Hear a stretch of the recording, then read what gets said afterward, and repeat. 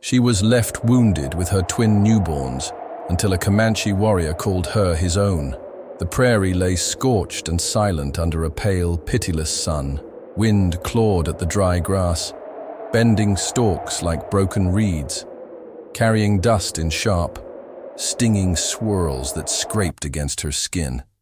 She stumbled, one hand clutching a bloodied bundle, the other dragging the second against her chest. Each step sent a shiver through her body, aches in bones she did not know were still whole. Her hair, tangled with dirt and sweat, fell across her face like a curtain, hiding the lines of fear and despair. The twins' cries were feeble, like dry leaves rustling in a brittle wind. She pressed them closer, their tiny bodies trembling, against her chest. Their warmth, the only tether keeping her from collapsing entirely. Behind her, smoke spiraled lazily from the smoldering remnants of the homestead. Charred timbers groaned and crackled, as if mourning the lives snatched from them. The air smelled of fire, iron, and dust, an acrid perfume of loss. Her mind replayed the horror in fragments. Hooves pounding, screams shredded by wind, the blinding flare of gunfire. Her husband's last desperate charge, a blur of rage and courage before the marauders tore him down. She felt the phantom weight of his hand on hers, the echo of his voice swallowed by chaos. Her body shuddered, fatigue and grief entangling like rope around her ribs. She was alone, helpless, yet every ounce of her being clung to the fragile cries in her arms, an unbroken promise to survive for them. The prairie seemed endless, barren, unyielding. Coyotes yipped in the distance, a sound both distant and intimate, as if the land itself were mocking her plight. The sun dipped lower, a cruel spotlight on her desperation. She sank to her knees, sand scraping her palms, sweat mingling with blood, and closed her eyes. Each breath was fire, each heartbeat a hammer against her chest. Then, a whistle cut the monotony of wind and cries, a sharp, commanding note that carried over the empty expanse. Her eyes snapped open, scanning the horizon. A shape emerged from the golden dust, deliberate and unyielding. A Comanche warrior, mounted on a horse that seemed as immense and silent as the plains themselves, advanced steadily. His silhouette was carved against the setting sun, eyes hidden beneath a shadowed brow, but the strength of his presence was undeniable. He rode not as a stranger, but as a force of nature, both terrifying and protective. Time seemed to stretch. Dust swirled around the woman, around him, binding them in a moment suspended between fear and fragile hope. She drew her twins closer, their tiny hands brushing against her cheek, and felt her heart hammer in defiance of her exhaustion. The warrior's horse shifted beneath him, muscles rippling under taut skin, hooves thudding softly against hard earth. He stopped a few paces away, studying her, the babies, the ruin around them. Not a word, only the gravity of observation. She blinked through tears and grime, seeing in his gaze something foreign, neither malice nor indifference, but recognition of suffering and perhaps a trace of understanding. Her body trembled, not just from fatigue, but from the quiet, electric awareness that she was no longer entirely alone. The wind tugged at her hair again, dust stinging her eyes, yet in that moment the horizon seemed less empty. There was a promise there, unspoken but palpable, that survival might still be possible. The twins stirred, their cries sharpening, and the warrior lifted a gloved hand, slow, deliberate, as if inviting, not demanding, trust. She hesitated, the past heavy in her bones, but the sharp pang of hope urged her to respond. The prairie around them held its breath. The sun dipped lower, and shadows stretched like long fingers across the burned earth. Then, a quiet shift. Step forward from him, a shiver of anticipation from her. It was a collision of worlds, a woman broken but resolute, two lives depending on her, and a warrior who could either be savior or another danger. And yet, even in the barren expanse, in the aftermath of fire and blood, a spark flickered. It was fragile, trembling, but it was the first glimmer of what could become trust, and maybe, if the world allowed, a bond that might survive the prairie itself. The wind whispered across the grass, carrying dust, smoke, and a faint promise. Somewhere in the distance, a hawk wheeled in slow circles, its cry cutting through the emptiness. She clutched the babies tighter, chest heaving, eyes fixed on the approaching figure. He slowed his horse, letting the moment stretch, letting the silence speak, letting fate make its quiet claim. And in that glance, piercing, raw, and infinitely patient, they recognized each other. Pain mirrored in eyes, survival mirrored in stance, and the faintest whisper of something neither had dared yet to name. In the blood-streaked prairie, with smoke curling like fingers to the sky, the stage was set. This was their first fragile chapter, a bond born of tragedy, tethered by hope, and destined to face the harshest winds together.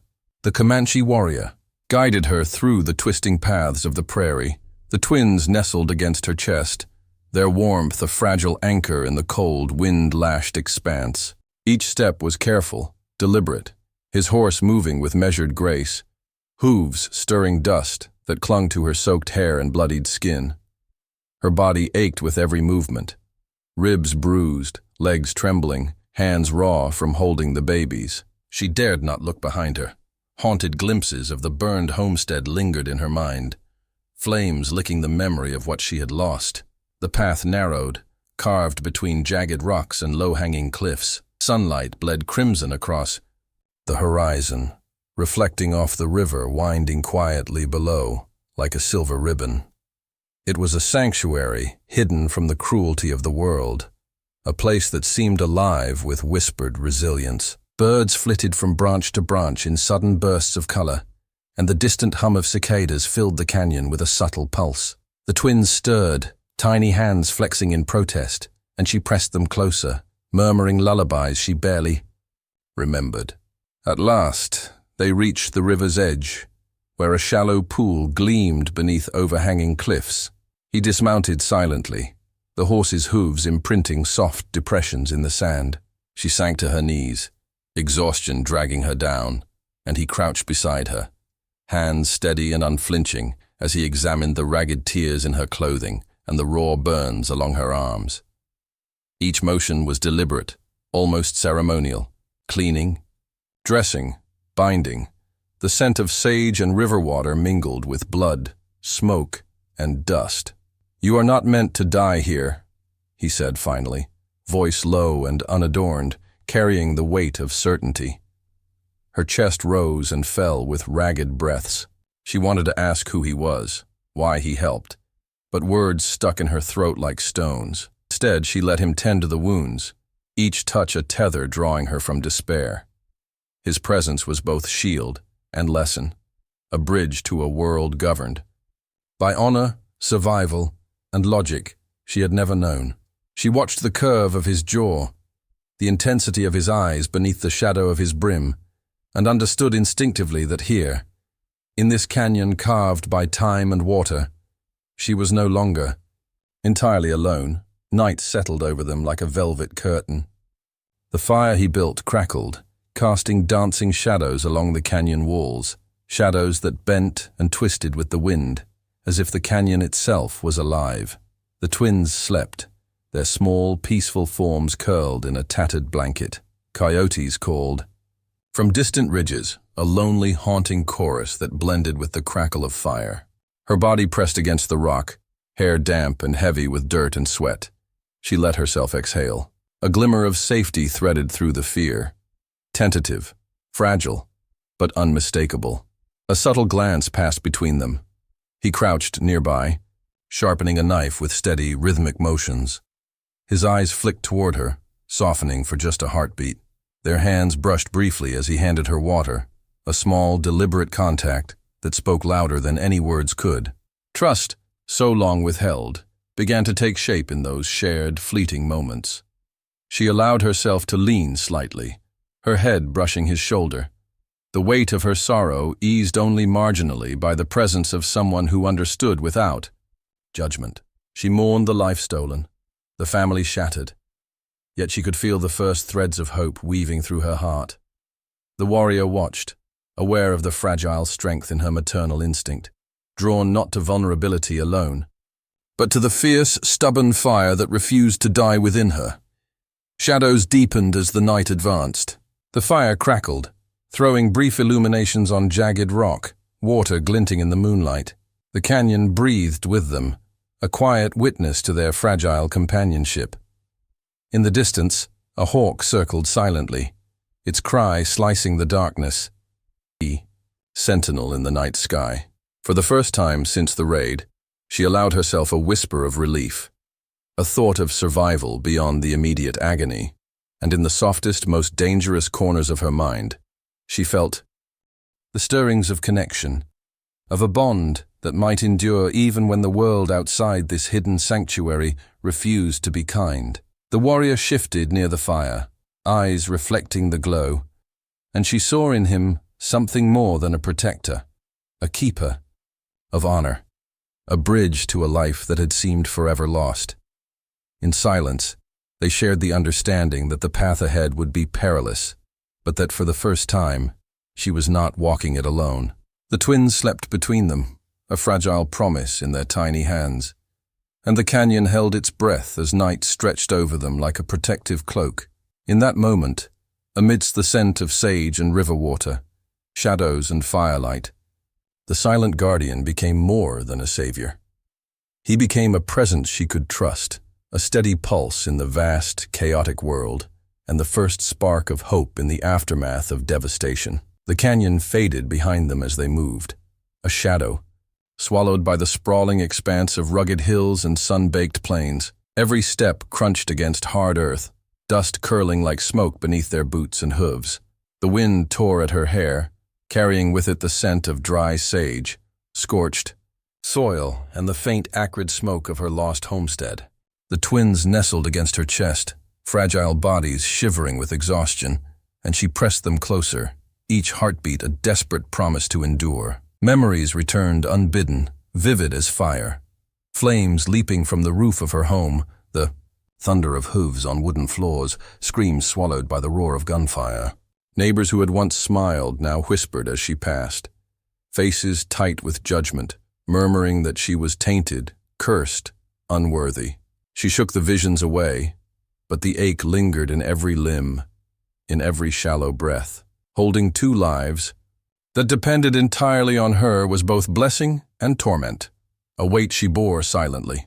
The Comanche warrior rode slightly ahead, eyes ever watchful, gloved hand resting lightly on the hilt of his knife. He said nothing, but the tension between them pulsed like a current. Every glance he cast, every slight shift of his shoulders, carried meaning, lessons in survival, but also in trust. At a narrow ridge he stopped, turned, and motioned for her to follow. "The land tells," he murmured, voice rough yet steady. "Listen." She squinted across the canyon floor. The river below, silver and quiet, snaked between rocks like a wounded serpent, fragile yet unbroken. "Even a river, carved by fire, finds a way to the sea," he added softly, and she swallowed, understanding more than the literal words. He guided her hands, showed her the subtle patterns in the sand that indicated hidden streams, safe footing, and approaching danger. Lessons of survival intertwined with lessons of surrender. She learned to move with caution, to trust instinct over fear. The twins stirred, small cries rising like whispers against the wind. She hushed them, pressing lips to foreheads, when suddenly the far horizon shimmered in heat and dust. Shapes emerged, barely discernible.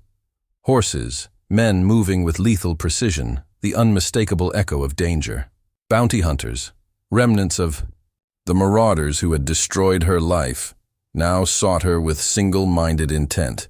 Panic prickled beneath her skin, sharp as a thorn, and she stiffened against the warrior's side, feeling the twins' frantic heartbeat pressed against her own. He did not speak immediately, only surveyed the horizon, calculating distance, wind, and angle.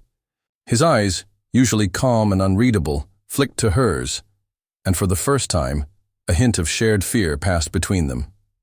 Dust rose from the distant path, carried in waves by the persistent wind, obscuring their movements but amplifying the sense of inevitability. Every instinct told them the fragile sanctuary of the canyon, once a refuge, was no longer safe. Her breath hitched as the twins' cries grew louder, echoing off the canyon walls, the sound ricocheting like tiny gunfire. The warrior moved closer, a shadow folding around her like protective armor. Fingers brushed hers as he handed her a strap of leather for carrying the children more securely. A gesture brief, almost imperceptible, but charged with urgency and trust.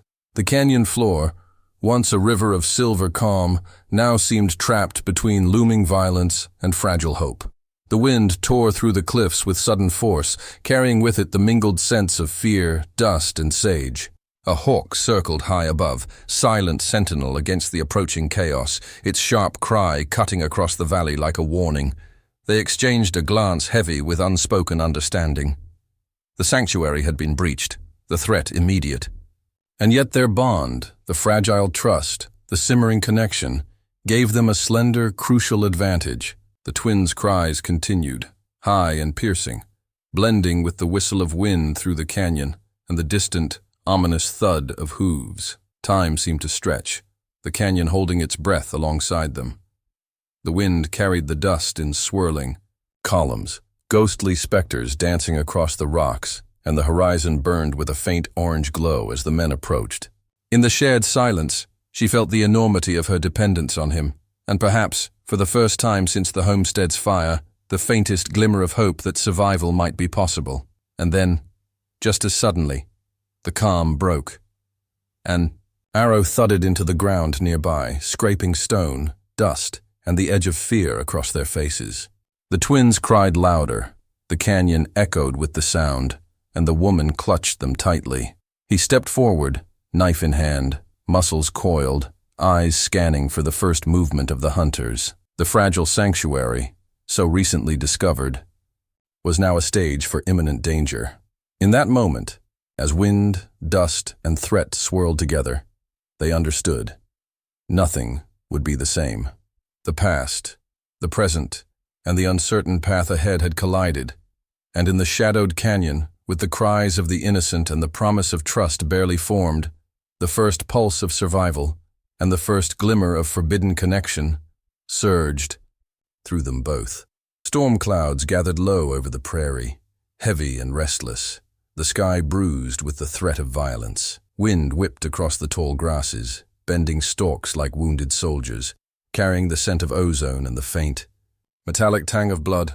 The twins, nestled against her chest, squirmed with instinctive fear, tiny cries competing with the low rumble of thunder. She pressed them tighter, rocking them against her body, feeling each fragile heartbeat as though it were her own. From the horizon, shadows emerged, dark and deliberate. The bounty hunters, remnants of the marauders who had burned her homestead, approached like predators, sensing weakness. Lightning flared, illuminating their figures briefly. A dozen shapes armed, merciless, eyes glinting with the anticipation of easy prey. Rain began to fall, cold drops slicing across sunburned skin, mingling with sweat and dust, masking blood on her arms. The Comanche warrior stepped forward, muscles coiled and tense beneath soaked garments. His movements were poetry and lethal. Motion, precise yet fierce. A horse beneath him shied, mud spraying, but he held, unmoved. He swung into action, blade and rifle moving with uncanny grace, each strike a dance of protection, each motion designed to keep her and the twins alive. She watched, awe mingled with terror, as he met each attack with a terrifying calm, his eyes a furnace of resolve. Then, instinct sharpened by trauma surged within her. The helpless woman, once paralyzed by grief, discovered the steel beneath her flesh. She grabbed a length of rope, lashed it into a makeshift sling for the twins, and with trembling hands followed the warrior's lead, ducking, rolling, guiding the infants through the chaos. Arrows whistled past, striking stone, splintering. Wood, and the smell of scorched earth and wet gunpowder clung to her nostrils. Each second stretched, heavy with dread. A bolt of lightning split the sky, illuminating their faces.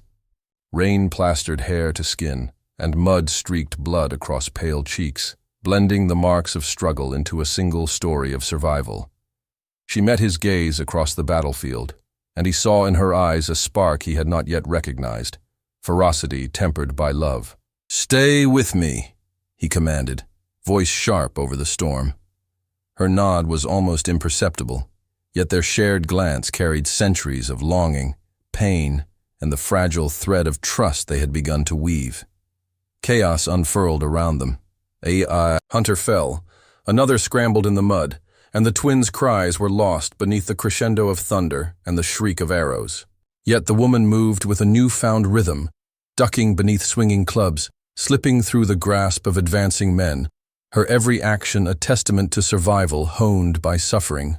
The storm mirrored the violence. Wind tore across the land, rain hammered against exposed flesh, and lightning lit the world in brief, blinding flashes. Every sensory detail heightened. The wet earth underfoot, the acrid scent of gunpowder, the sting of rain and blood, the rough rope digging into her palms. Even in the maelstrom, her bond with the warrior solidified. Side by side, drenched and exhausted, they moved as one unit, instinctive, unflinching, a pair forged in desperation. Finally, the last of the hunters fell back, retreating into the swirling rain and dust, leaving the prairie scarred and trembling. Silence descended like a heavy shroud, broken only by the twins' uneven, tired cries and the distant rumble of thunder. Both bodies heaved, chest pressed to chest, mud and blood blending into a living testament of the ordeal. Scars had deepened, trust had been tested, and in the aftermath, the bond between them moved from fragile to undeniable. She looked at him, wet hair plastered to her face, eyes burning with exhaustion and awe. "You saved us," she whispered, voice barely audible above the settling storm. He shook his head, expression unreadable, but fingers brushed her arm briefly, a touch that spoke of both protection and recognition of the strength he had seen awaken in her. The river below reflected the storm-darkened sky, rippling in silver and gray, a symbol of their survival and the trials yet to come. Above, the hawk circled once more, its cry slicing through the air, sentinel and witness to the firestorm they had endured. The canyon walls, scarred by dust and lightning, held their story, a tale of terror, courage, and the raw, unshakable will to endure. For a moment, the prairie seemed to breathe again, the storm withdrawing like a predator satisfied, leaving them soaked, trembling, but alive. The woman tightened her hold on the twins, and the warrior surveyed the horizon once more, every muscle coiled, ready for what might come next. Their survival was not a promise, but a hard-earned fact. In the quiet aftermath, the storm had changed them both. The woman no longer helpless, the warrior no longer solitary. And in the lingering tension, in the shared heartbeat of exhaustion and relief, a silent acknowledgement passed between them. They were bound together now, by survival, by love unspoken, and by the fire they had endured side by side. Dawn spilled across the prairie like molten gold, painting charred earth and scorched grass in soft, forgiving light. The storm had passed, leaving only the scent of wet dust and singed foliage, the prairie breathing quietly after the chaos. Smoke curled lazily from the fire they had rebuilt, a slender ribbon of warmth against the lingering chill. The twins slept in a tattered bundle at her feet, their small breaths even, a fragile promise of hope amidst the weight of moral and emotional tension pressing around them. The woman sat on a smoothed boulder, hair damp and tangled, arms heavy with exhaustion. He crouched nearby, sharpening a blade with slow, precise strokes, each motion deliberate, almost meditative. Their eyes met across the firelight, carrying the unspoken, desire, longing, and the weight of cultural barriers neither dared yet to breach. A finger brushed against a cheek, a hand lingered over a fresh wound, gestures heavy with meaning, louder than any words could ever be. "I don't love skin," he murmured softly, voice roughened by nights of wind and rain. "I love what breathes under it." She closed her eyes, letting the words settle, a tear tracing a line down her dust-streaked face. The twins' quiet breaths intertwined with the whispering wind, a lullaby for their fragile sanctuary. Desire and restraint tangled in her chest, like roots entwined in stone, and for the first time, she allowed herself to feel the slow burn of connection, the terrifying, exhilarating pull of forbidden trust. Their survival had intertwined them in ways neither could deny, yet the prairie offered no absolution. Dust rose in distant waves, stirring like a warning. From the horizon came faint signs of encroachment. Riders of a rival tribe, the faint glint of lawmen's buttons, eyes searching for her as if she were an omen or a crime. The beauty of their dawn was shadowed by looming judgment and potential exile. Love, even if allowed, would demand sacrifice. Freedom might be exchanged for connection. Solitude traded for the risk of discovery. The canyon river, silver and winding, mirrored the turbulence in their hearts, flowing quietly but inexorably toward a destiny they could neither fully control nor escape. The fire in their hearth crackled and flickered, shadows dancing across tense, worn faces, an echo of passion restrained, a warning of danger lurking just beyond the curve of the hills. He leaned closer, hands rough from battle and survival, brushing her hair from her face. A single breath mingled with hers, carrying the scent of smoke, sage, and the lingering petrichor of rain. Their bond, forged in fire and storm, had become undeniable, their proximity a fragile defiance of the rules that dictated separation. She met his gaze, her own raw and shimmering with tears unspent, and for the first time, the unspoken became shared. A touch, a whisper, a promise that survival and love could coexist, even if only in stolen moments, even if only here in the quiet heart of a scarred prairie. The twins stirred, tiny fists curling, pulling her back to reality. She brushed their hair from their faces, heart clenched with both tenderness and dread. Danger had not vanished. It had merely paused. Shadows on distant ridges hinted at the encroaching threat. The lawmen and rival tribe converging, drawn by rumor and fear. Every glance between them, every heartbeat, was now loaded with stakes far higher than desire alone. To choose love might mean forfeiting freedom.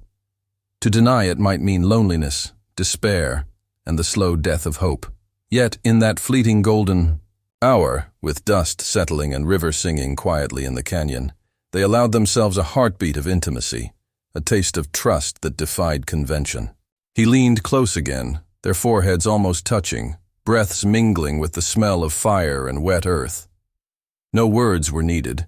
The small gestures, the electric brush of fingers, the shared glance spoke volumes. The prairie, scarred yet beautiful, held its quiet judgment.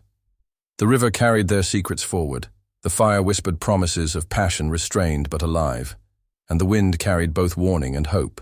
Between exhaustion and longing, danger and desire, they clung to each other, knowing the fragile sanctuary of dawn might be the only space where love could survive. And in that hush before the encroaching storm of men, laws, and fate, they recognized the truth. Survival alone was not enough. The heart demanded more, and for the first time, both were willing to risk everything to answer it. Sunlight spilled across the prairie, golden and forgiving, washing the land in warmth that had been absent. For too long, the wind whispered through tall grasses, bending each stalk in a slow, languid dance, carrying with it the scent of fresh earth, sage, and smoke from distant cooking fires. Atop a ridge, the couple stood side by side, bodies still marked by battle, exhaustion, and survival, yet resolute in a silence that spoke of unbroken trust. Between them, the twins toddled unsteadily, tiny feet pressing into dust and grass, laughter fragile yet triumphant, a melody born of endurance. The horizon stretched endlessly, a canvas of amber and green, reflecting the scars of the past and the promise of what had been fought for. The bounty hunters had been driven off, remnants of violence reduced to memory, and rival forces either reconciled or vanished, leaving the prairie to heal in quiet dignity. Every cabin, every stretch of rough-hewn wood and curling smoke from hearth fires spoke of home reclaimed and new lives forged from ruin. He bent, brushing a hand over the twins' hair, the rough texture of rope still visible where she had secured them during storms and battles. His gaze lifted to hers, a softness she had rarely glimpsed, and murmured, "You are my fire and my river." She pressed her palms to his chest, warmth seeping into her weary bones, and replied simply, "Then let us endure." Words sparse, yet laden with the weight of shared struggle and unspoken devotion. The twins giggled, brushing against their legs, a living testament to survival and hope reborn, untainted by judgment, shaped only by love and resilience. The prairie around them breathed quietly. Hawks circled above, their cries echoing across the valley, sentinel voices in a land finally at peace. Dust swirled in gentle eddies, catching sunlight like tiny sparks of memory and promise, and the faint murmur of the river below carried the lessons of endurance. Water always finds its path, just as they had found one through fire, loss, and fear. They lingered on the ridge, letting the warmth soak into skin bruised and sun-weathered, inhaling scents of sage and grass mingling with the remnants of campfire. The twins tumbled in the grass, hands grasping theirs, small fingers curling around rough palms, and the simple act of connection felt sacred. Shadows of past tragedies remained etched in memory. The charred homestead, the night of relentless storm, the faces of those lost. But they no longer dictated the rhythm of life. For the first time, each breath was unhurried, each glance shared in the quiet language of survival and intimacy. Their hands brushed over one another with the familiarity of battle-hardened comrades, yet tender with the promise of love. The golden sun painted every ridge, every cabin, every blade of grass with a forgiving light, bathing them in the warmth of endurance and redemption. He lifted one twin into his arms, the other following her mother's gentle lead, and together they watched the prairie stretch toward infinity. Silence carried their triumph, punctuated only by laughter and the distant whistle of wind. The firelight from cabins flickered faintly in the distance, smoke curling lazily into the sky, a sign that life had returned, fragile yet tenacious. Finally they turned to each other, eyes locking across the golden landscape.